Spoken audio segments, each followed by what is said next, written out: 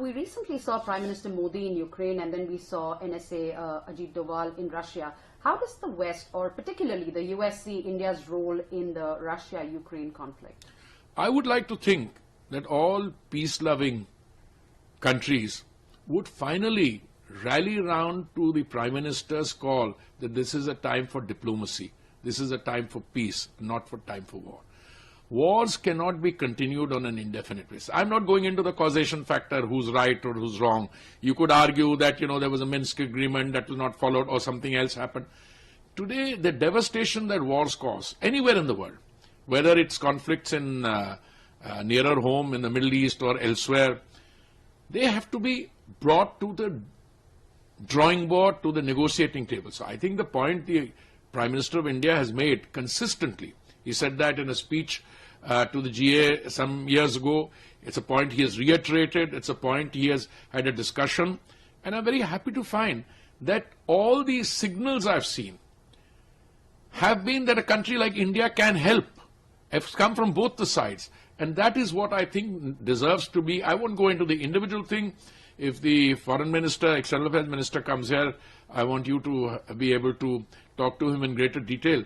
But not just in energy, for everything else. Today, we need to be able to move forward on the processes of peace.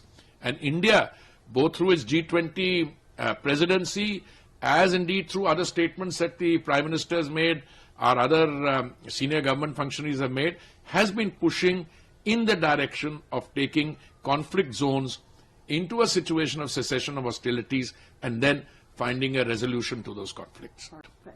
Now, you clearly sketched out India's energy needs, Are you under any pressure from the US to stop engagement with Russia with regards to India's imports?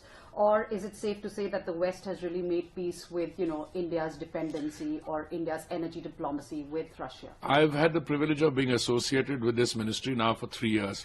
I am not aware of any point in my 3 years here where anyone has even made that suggestion. Let me put the arithmetic to you in a very simple way.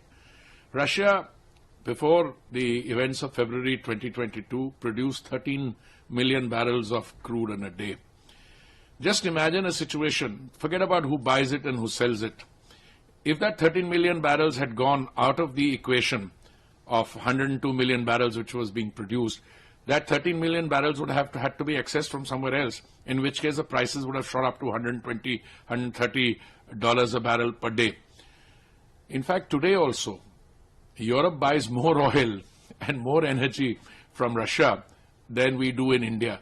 Also, we have a situation where I think it's in everybody's interest that at least the stability and the predictability of the scenario helps the market.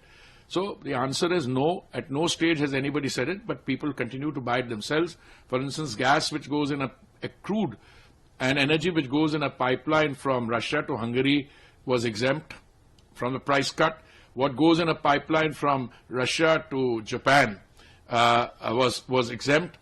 What the suggestion that was made was that there should be a price cap on which purchases should be made from the Russian Federation.